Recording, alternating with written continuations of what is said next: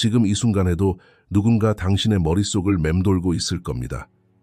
당신을 못마땅하게 여기고 차갑게 대하고 당신이 기대하는 대로 반응하지 않는 그 사람 말입니다. 그 사람을 머릿속에서 지우려고 얼마나 많은 에너지를 쏟고 있는지 아시나요?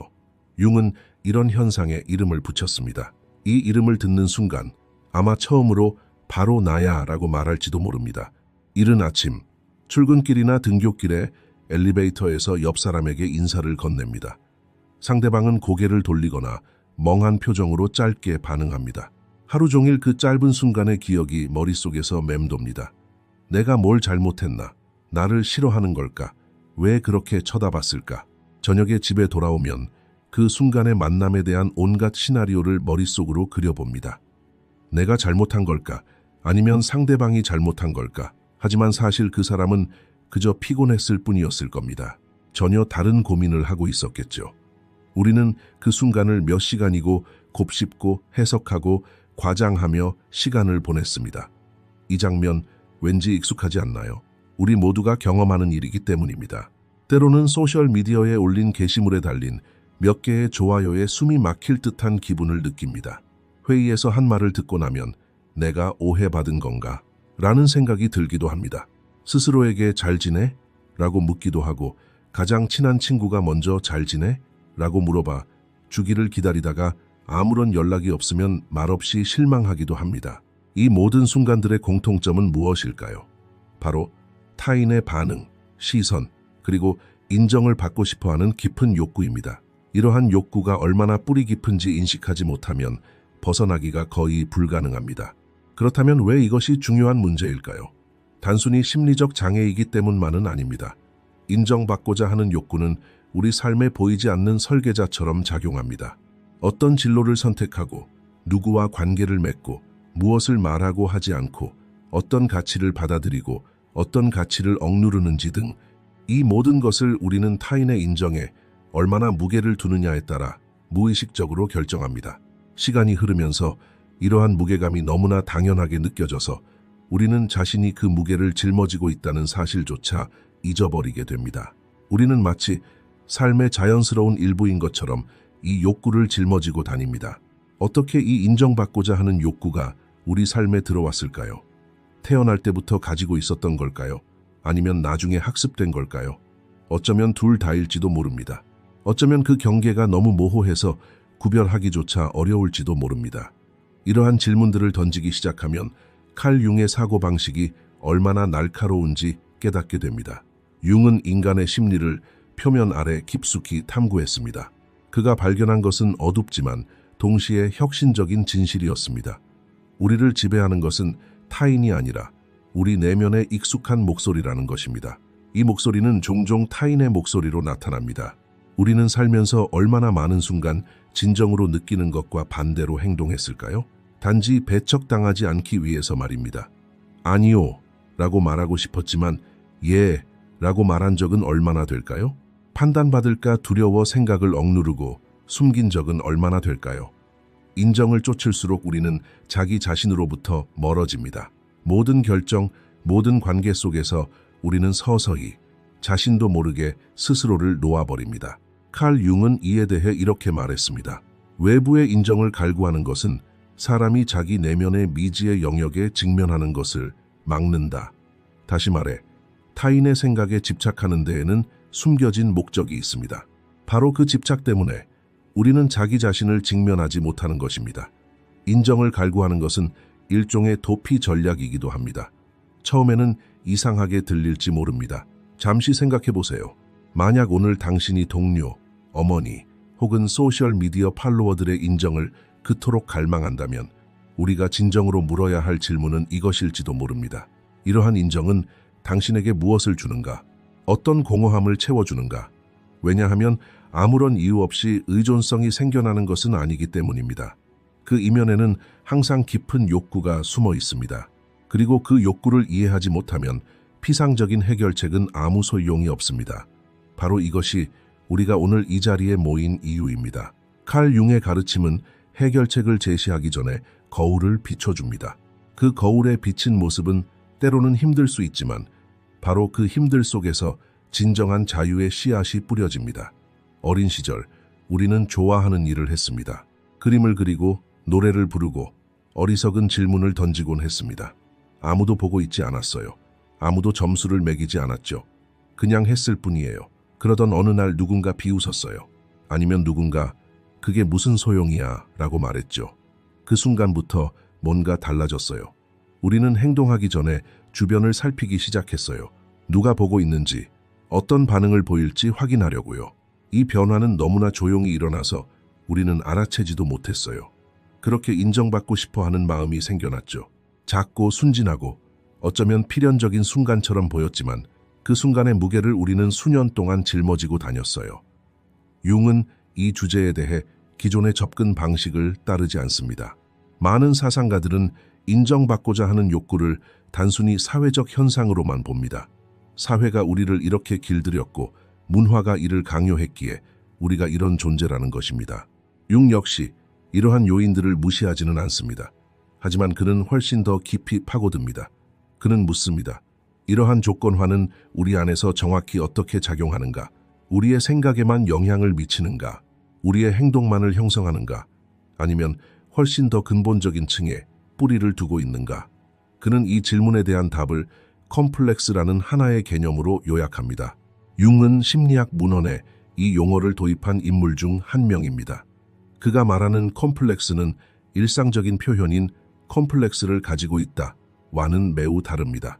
융에 따르면 컴플렉스는 얽히고 설킨 감정, 기억, 신념이 응축된 정신적 에너지 덩어리입니다.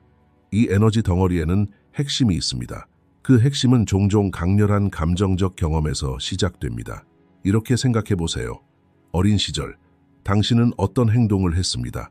아마도 열정적으로 자신의 생각을 공유했거나 무언가에 반대했거나 아니면 그저 당신 자신이었을 수도 있습니다. 그 순간 당신은 차가운 반응에 직면했습니다. 경멸, 거부, 침묵, 어쩌면 별일 아니었을지도 모릅니다. 하지만 그 순간 그것은 어른의 두뇌가 아니라 세상을 이해하려 애쓰는 어린아이의 마음이었습니다. 그 마음은 이렇게 행동하는 건 위험해 라고 인식했습니다. 다음번에도 그 다음번에도 또 그 다음번에도 같은 느낌이 자동으로 들었습니다. 시간이 흐르면서 자신도 모르는 사이에 그 느낌은 반사작용이 되었습니다. 이것이 바로 컴플렉스가 형성되는 가장 기본적인 메커니즘입니다. 컴플렉스는 단 하나의 기억에서 형성되는 것이 아니라 비슷한 기억들이 축적되면서 형성됩니다. 일단 형성되면 그 컴플렉스는 자율적인 힘을 얻게 됩니다. 논리적이고 차분한 결정을 내리고 싶어도 내면의 목소리가 들려와 다른 방향으로 이끌려고 합니다. 이렇게 하지 마. 남들과 다르게 보이지 마. 아무도 너를 인정하지 않을 거야. 그리고 당신은 그 목소리가 누구의 것인지도 의심하지 않고 따릅니다. 그렇다면 왜 이 목소리는 그토록 강력할까요? 바로 그 감정적 강도가 매우 높기 때문입니다. 융은 정신 에너지는 감정에 의해 움직인다고 말했습니다. 논리적인 정보가 아니라 감정적 경험에 의해서 말입니다. 따라서 나는 인정받을 필요가 없어 라고 생각해도 그 감정적 흔적은 지워지지 않습니다. 그 흔적은 훨씬 더 깊은 곳에 기록됩니다. 그러한 수준에 도달하는 것은 단순히 생각만으로는 불가능합니다. 융의 가장 중요한 관점은 컴플렉스를 나쁜 것이나 약점으로 분류하지 않는다는 점입니다. 그는 컴플렉스를 과거에는 효과적이었던 대처 전략으로 봅니다. 어린 시절의 아이는 그러한 반응으로부터 자신을 보호하기 위해 최선을 다했습니다. 하지만 문제는 그 전략이 어린 시절에는 효과가 있었다는 것입니다. 성인이 되면 더 이상 우리를 보호하지 못하고 오히려 우리를 제약합니다. 안전해 보였던 공간이 점차 좁아지는 것입니다. 오늘날 우리가 타인의 인정을 갈구할 때 우리는 진정으로 현재의 필요에 반응하고 있는 것일까요? 아니면 훨씬 더 오래되고 어렸던 시절의 두려움을 되풀이하고 있는 것일까요? 이 질문은 처음에는 간단해 보입니다. 하지만 진정으로 내면화하면 모든 것이 달라집니다. 상대방이 반대하는 순간은 그날의 피로와 관련이 있을 수 있습니다. 하지만 내면의 혼란은 훨씬 더 오래전, 훨씬 더 익숙한 곳에서 비롯됩니다. 칼 융은 이러한 차이를 이해하는 것이 매우 중요하다고 말했습니다. 오늘날의 반응을 과거의 상처 탓으로 돌리는 것은 우리 자신과 우리의 관계 모두를 지치게 합니다. 모든 비판을 실존적 위협으로 받아들이고 모든 불만을 깊은 겁으로 경험하는 것은 현재가 아닌 과거에 반응하는 것을 의미합니다. 이러한 악순환에서 벗어나려면 그 핵심을 파악하는 것이 중요합니다. 어떤 순간, 어떤 감정, 어떤 믿음이 우리 안에 자리 잡고 있는 걸까요? 이 질문을 품는 것만으로도 이미 큰 시작입니다. 컴플렉스는 부정할수록 더욱 강해집니다. 받아들이지 않으면 사라지지 않고 오히려 그 안에 갇혀버립니다. 이렇게 갇힌 정신 에너지는 배출구를 찾으려 합니다. 그리고 대개 가장 예상치 못한 순간, 가장 예상치 못한 방식으로 나타납니다. 사소한 일에 과도하게 반응하거나 아무 의미 없는 순간에 무너져 내리거나 큰일이 아닌 어처구니 없는 순간에 눈물을 흘리는 것. 이러한 것들은 무언가가 축적되고 넘쳐 흐르고 있음을 알리는 신호입니다. 그리고 그 넘쳐 흐르는 감정 속에는 드러나고 인식되기를 기다리는 목소리가 담겨 있습니다. 이 목소리는 누구일까요? 어디에서 오는 걸까요? 그리고 언제 침묵하게 될까요? 이 질문들에 대한 답을 찾으려면 융의 가장 강력한 통찰 중 하나인 자아와 자기의 구분을 살펴보아야 합니다. 여기서 자아는 일상적인 의미의 이기적인 자아가 아닙니다. 칼 융에게 자아는 우리의 의식적인 자아, 즉 우리가 자각하는 우리 자신의 부분입니다. 우리가 생각하는 우리 자신, 우리의 이름, 과거, 역할, 사회적 정체성 모두 자아 안에 있습니다. 그러나 자기는 훨씬 더 광범위한 개념입니다. 칼 융에 따르면 자기는 의식적, 무의식적 차원을 모두 아우르는 통합된 인간 존재입니다. 알려진 것과 알려지지 않은 것, 받아들여진 것과 억압된 것, 빛과 어둠, 이 모든 것을 포괄하는 가장 깊은 정체성입니다. 자아는 자기를 섬기는 법을 배워야 합니다. 즉, 우리의 작은 사회적 정체성은 더 크고 진정한 정체성을 위한 자리를 마련해야 합니다. 그렇다면 이것을 인정받고자 하는 욕구와 어떻게 연결할까요? 다음과 같습니다. 우리가 인정을 갈구할 때 우리는 자아의 차원에서 작용합니다. 그들은 나를 어떻게 생각할까? 나는 충분히 괜찮은 사람일까? 나는 받아들여졌을까? 이것들은 자아가 던지는 질문들입니다. 자아는 본질적으로 비교하고 측정하고 평가합니다.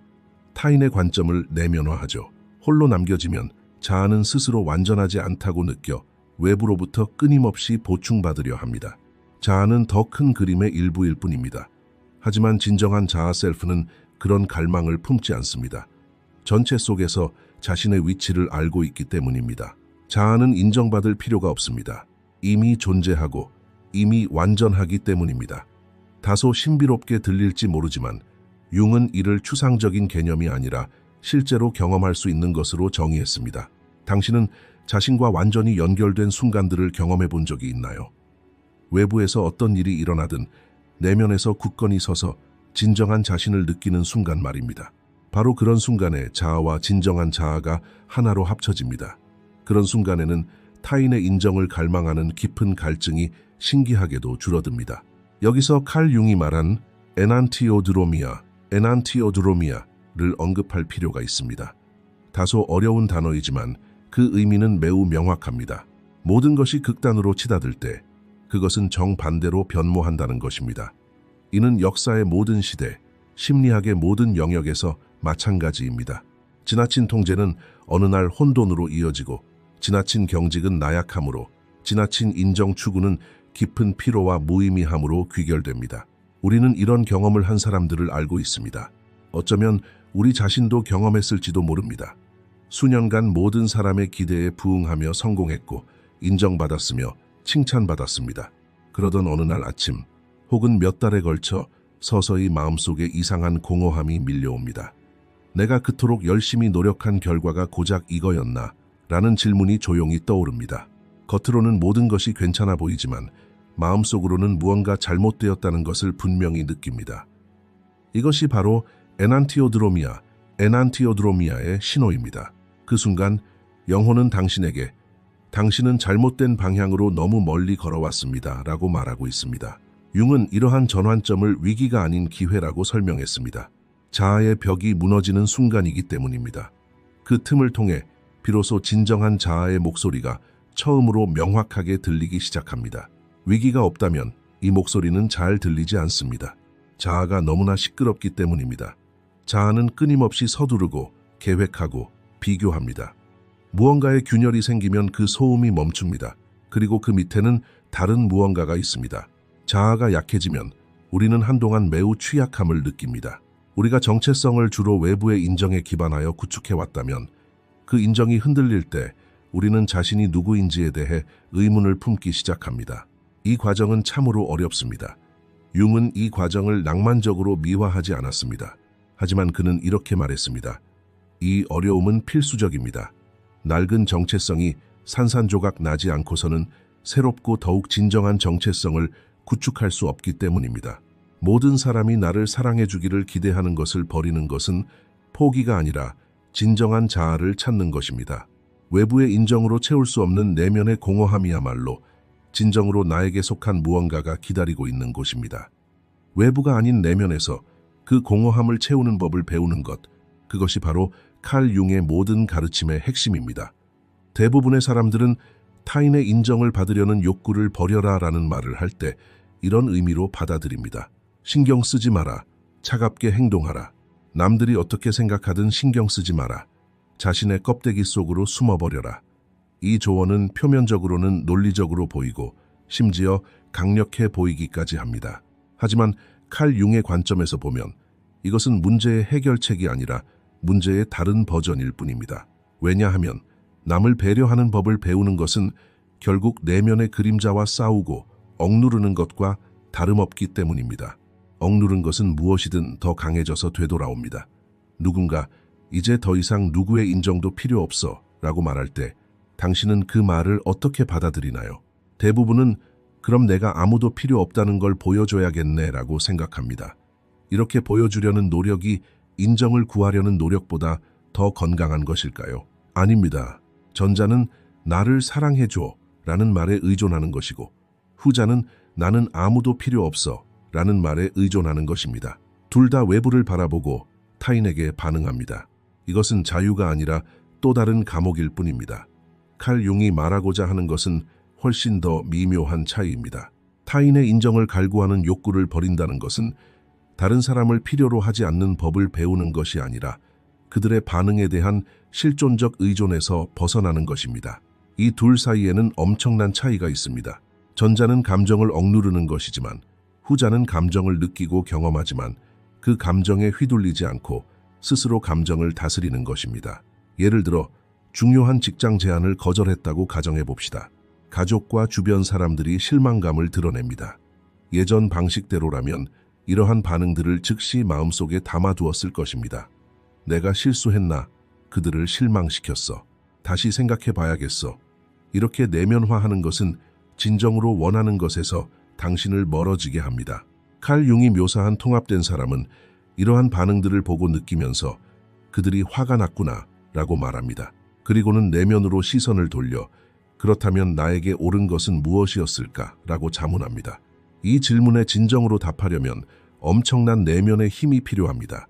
모든 사람이 나를 사랑해 주기를 기대하지 않는다는 것은 감상적인 태도를 버리는 것이 아니라 자신의 감정을 스스로 통제하는 것입니다.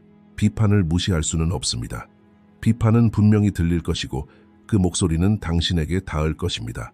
하지만 그 목소리가 당신이 어디로 갈지 결정하지는 않을 겁니다. 당신이 결정할 것입니다. 이 차이는 작아 보이지만 실제로 경험해보면 세상이 완전히 달라진 것처럼 느껴집니다. 많은 사람들이 인정받고 싶은 욕구를 약점으로 규정합니다. 이러한 관점은 심각한 해를 끼칠 수 있습니다. 왜냐하면 당신은 약점이라고 부르는 모든 것을 억누르려는 경향이 있기 때문입니다. 당신은 자신의 그림자에게 이건 용납할 수 없어 라고 말합니다. 억누를수록 그 욕구는 더욱 강해지고 더욱 억압적으로 변합니다. 칼 융은 인정받고 싶은 욕구를 약점이 아니라 하나의 신호로 보았습니다. 이 신호는 내 안에 충족되지 않은 무언가가 있다. 들려지기를 기다리는 부분이 있다. 라고 말합니다.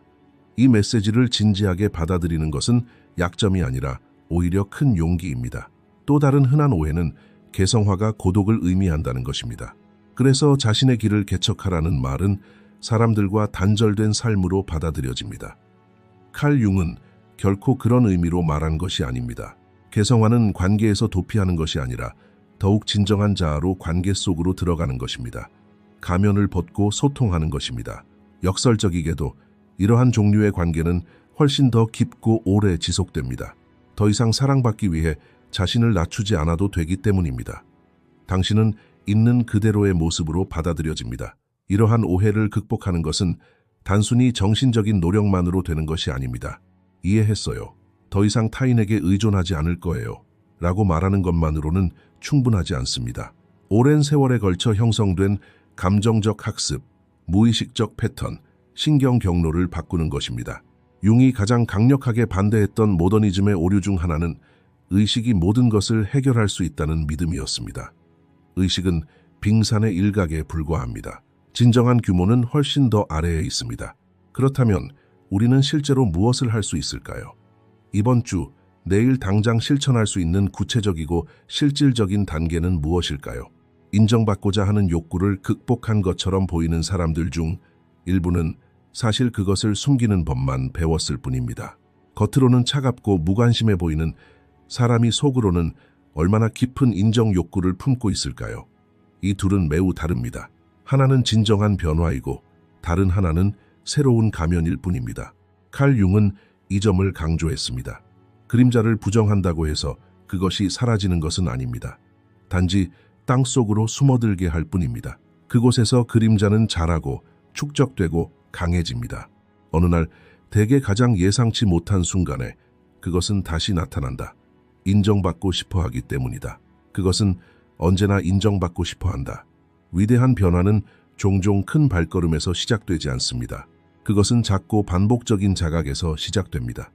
칼 융의 심리학에서 연습의 목표는 자신을 교정하는 것이 아니라 자신을 아는 것입니다. 이는 미묘하지만 매우 중요한 차이입니다. 무언가를 하거나 말하려고 할 때, 예를 들어 댓글을 쓰거나 결정을 내리거나 입장을 정하거나 무언가를 공유하거나 공유하지 않으려 할 때 솔직하게 자신에게 물어보세요. 나는 누구를 위해 이것을 하고 있는가? 정말 나 자신을 위해서 하는 것인가? 아니면 다른 사람이 나를 특정한 방식으로 보도록 하기 위해서인가? 이 질문을 던지면 처음에는 불편한 대답이 나올 수도 있습니다. 사람들이 나를 성공한 사람으로 봐주길 바라서 그 글을 올렸어. 인정받고 싶어서 그 옷을 입었어. 반박당하는 게 두려워서 그 의견을 옹호했어. 이런 대답들이 부끄럽게 느껴질 수도 있습니다. 하지만 칼 융에 따르면 바로 그 순간, 즉 솔직한 고백의 순간에 진정한 자각이 시작됩니다. 이 자각을 자신을 판단하는 데 사용하지 마세요. 나는 너무 의존적이야, 정말 한심해 라고 생각하지 마세요. 오히려 관찰하는 것이 중요합니다. 마치 당신 안에 카메라맨이 있는 것처럼 봐, 여기서 타인의 인정을 갈구했구나, 좋아, 녹화했어 라고 말하는 것과 같습니다. 이렇게 객관적으로 관찰하는 습관은 시간이 지남에 따라 진정한 변화의 문을 열어줍니다. 하루에 한 번, 가급적 잠자리에 들기 전에 다음 3가지 질문을 스스로에게 던져보세요. 오늘 나는 언제 타인의 인정을 가장 갈구했는가? 그 순간 나는 무엇을 느꼈는가? 그리고 그 감정의 기저에는 무엇이 있었는가? 이 3가지 질문을 노트에 적는 것은 머릿속으로만 생각하는 것보다 훨씬 효과적입니다. 글쓰기는 당신과 당신의 생각 사이에 거리를 만들어줍니다. 생각 속에 갇혀 사는 것이 아니라 외부에서 바라보고 관찰하는 것입니다. 칼 융은 이러한 내면의 관찰을 진정한 자기 자신과의 접촉이라고 표현했습니다. 이러한 접촉은 시간이 지남에 따라 이상하지만 아름다운 결과를 낳습니다. 타인의 인정을 갈망하는 당신의 존재론적 욕구가 점차 약해지는 것입니다. 왜 그럴까요? 자기 자신을 보고 자기 자신을 목격하는 것 자체가 일종의 자기 확신이기 때문입니다. 가장 근본적인 자기 확신의 형태입니다. 나는 여기 있다. 나는 나 자신을 본다. 이것이 바로 나다 라고 말하는 것입니다. 이 과정을 진행하면서 처음 며칠 동안은 나는 거의 모든 것을 인정받기 위해 했구나 라는 생각이 들 수도 있습니다. 당황하지 마세요. 이것은 실패가 아니라 깨달음의 순간입니다. 보이지 않는 것은 바꿀 수 없습니다. 칼 융의 심리학에서 가장 위험한 것은 바로 우리의 맹점입니다. 우리가 보지 못하기 때문에 바꿀 수 없고 바꾸지 않기 때문에 더욱 커지는 부분이죠. 보는 것 자체가 이미 큰 발걸음입니다. 이 과정은 직선적이지 않습니다. 어떤 때는 일주일 만에 훨씬 자유로워진 기분을 느낄 수도 있고 어떤 때는 예전 습관으로 돌아갈 수도 있습니다. 이러한 좌절은 실패가 아니라 인간의 영혼이 얼마나 복잡한지를 일깨워주는 것입니다. 조급함은 이 과정의 가장 큰 적입니다. 작은 발걸음을 두려워하지 마세요. 작지만 진정한 한 걸음은 크지만 공허한 의도보다 훨씬 더 가치 있습니다. 오늘 자신에게 기회를 주세요. 거창한 변화를 기대하지 마세요. 그저 이것은 누구를 위한 것인가? 라는 질문을 스스로에게 던지고 그 답을 솔직하게 바라보세요. 아무리 불편하더라도 말입니다. 왜냐하면 이 자기 성찰이 바로 새로운 시작이기 때문입니다. 가면 뒤에 숨겨진 진정한 자신을 알아가는 첫걸음, 작지만 지속적인 첫걸음입니다. 이 단계를 밟고 나면 깨닫게 될 것이 있습니다. 이 단계는 당신을 어디로 데려가는 것이 아닙니다. 내면에서 무언가를 열어주는 것입니다. 이 과정에서 또 다른 작은 사실을 발견할 수도 있습니다. 질문을 던지기 전에 이미 마음속에서 어떤 결정들은 준비되어 있었다는 것입니다. 질문을 한다고 해서 결정이 바뀌는 것은 아닙니다. 단지 그것들을 드러내는 것일 뿐입니다. 무엇이 드러날지는 당신에게 달려 있습니다. 작은 힘처럼 보일지 모르지만 결코 작지 않습니다. 선택은 가장 확실한 형태의 자유입니다. 자동적인 반응에서 의식적인 태도로 나아가는 것, 그것이야말로 삶에서 가장 조용하면서도 심오한 혁명입니다. 일주일 후 스스로에게 이 질문을 몇 번이나 던졌는지 세어보세요. 횟수가 늘어날수록 무언가가 풀리는 것을 느낄 수 있을 것입니다. 이 여정은 여기서 끝나지 않습니다. 사실 오늘 우리가 나누는 이야기는 긴 여정의 첫걸음에 불과합니다.